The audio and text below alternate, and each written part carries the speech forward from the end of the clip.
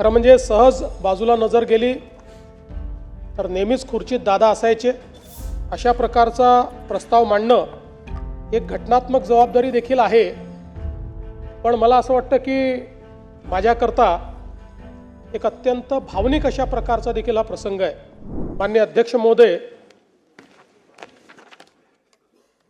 खरं म्हणजे आज बोलणं कुठून सुरू करावं असा एक प्रश्न माझ्या मनात निर्माण झाला आहे। एक प्रचंड वादळ मनामध्ये तयार झालेलं आहे, कारण आज सभागृहामध्ये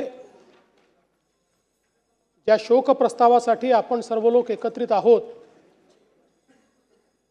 कधीच कल्पना केली नव्हती की अशा प्रकारचा शोक प्रस्ताव हा आपल्याला या ठिकाणी त्याच्यावर व्यक्त व्हावं लागेल। खरं म्हणजे सहज बाजूला नजर गेली तर नेहमीच खुर्चीत दादा असायचे आणि सभागृहामध्ये तर सुरुवातीपासून तर रात्री उशिरापर्यंत कितीही काळ सभागृह चाललं तरी आपल्या जागी बसलेले दादा हे आपल्याला या ठिकाणी पाहायला मिळायचे। आज दुर्दैवाने ते आपल्यामध्ये नाहीत, याची निश्चितपणे खंत आहे। खरं तर यावर्षी दादांनी 12वा अर्थसंकल्प मांडला असता, पुढच्या वर्षी 13वा अर्थसंकल्प मांडून बॅरिस्टर शेषरावजी वानखेडे यांचा जो विक्रम आहे त्याची बरोबरी केली असती आणि कदाचित पुढच्या काळामध्ये महाराष्ट्राच्या इतिहासात सर्वाधिक अर्थसंकल्प मांडणारे अर्थमंत्री म्हणून दादांचं या ठिकाणी कार्य राहिलं असतं। पण अचानकपणे दादा आपल्यातनं निघून गेले आणि यावेळी हा अर्थसंकल्प मांडण्याची जबाबदारी या ठिकाणी माझ्यावर आली। खरं म्हणजे अर्थसंकल्पाच्या संदर्भात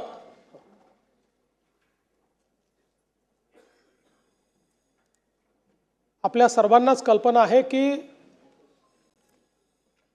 कठोर निर्णय घ्यायचे असतील तर ते घ्यायला कधीही मागे पुढे न पाहणारे अजितदादा होते।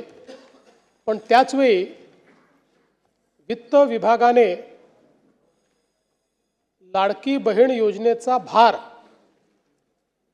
हा अर्थसंकल्पावर फार मोठ्या प्रमाणात पडेल आणि म्हणून याचा पुनर्विचार करावा असं सुचवल्यानंतर देखील त्या ठिकाणी ठामपणे निर्णय घेऊन तो विषय मंत्रिमंडळापुढे आणण्याचं काम करणारे देखील अजितदादा होते। आणि आपल्या सगळ्यांना आठवतं की लाडकी बहीण योजनेनंतर अजितदादांनी गुलाबी जॅकेट घालणं सुरू केलं होतं आणि आम्हालाही सगळ्यांना ते जॅकेट घालायला लावलं होतं। आता या सगळ्या गोष्टी केवळ आठवणींमध्ये आहेत आणि म्हणून मला असं वाटतं की संपूर्ण सभागृह अत्यंत या परिस्थितीमध्ये दुःखी आहे। खरं तर अशा प्रकारचा प्रस्ताव मांडणं एक घटनात्मक जबाबदारी देखील आहे। पण मला असं वाटतं की माझ्याकरता एक अत्यंत भावनिक अशा प्रकारचा देखील हा प्रसंग आहे। महाकवी भास यांचं एक नाटक आहे स्वप्न वासवदत्त, आपल्याला माहिती आहे, त्यातला एक संस्कृत श्लोक आहे, काष्ट गतो ही पावका काय दहती मित्र शोकस्तु हृदयमस्तीच दहती। याचा अर्थ असा आहे की लाकूड जळते तेव्हा तो अग्नी केवळ शरीर जाळतो, पण मित्रशोक हा हृदय आणि अस्थिलाही अर्थात आपल्या अंतस्थ आत्म्यालाही जाळतो। अजितदादांसारख्या एका सच्च्या मित्राचा सहप्रवासाचा असा मृत्यू होणं ही खरं म्हणजे केवळ राजकीय हानी नाही तर आपल्या सर्वांच्याच अंतःकरणाला प्रचंड वेदना देणारी अशा प्रकारची बाब आहे। आपण असं म्हणतो की काही गोष्टींवर काळ केवळ हे औषध असतं, पण तरी देखील कितीही काळ गेला तरी काही वेदना या मात्र कमी होत नाहीत, अशा प्रकारची निश्चितपणे एक वेदना असणार आहे. आपण अनेक वेळा राजकीय नेत्यांच्या निधनानंतर पोकळी निर्माण झाली अशा प्रकारचं वक्तव्य करतो. खरं म्हणजे ज्यावेळी एखादा ज्येष्ठ नेता आपल्यातनं ते निघून जातात, अनेक वर्ष त्यांनी काम केलेलं असतं, त्यावेळी त्यांच्या निधनाने त्यांची कमतरता जाणवते, ती पोकळी नसते.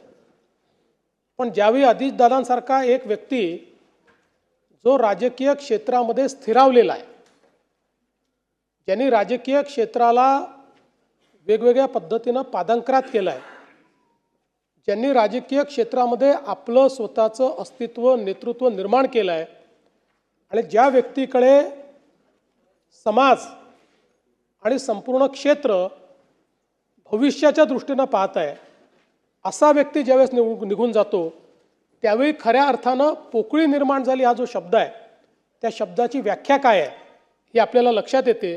कारण तो असा क्षण असतो की ज्यावेळी आपल्याला लगेच लक्षात येतं की आता अशा प्रकारचे अजितदादा दुसरे होऊ शकत नाही. त्यामुळे ही जी पोकळी आहे ही पोकळी भरून काढणं हे अत्यंत कठीण आहे.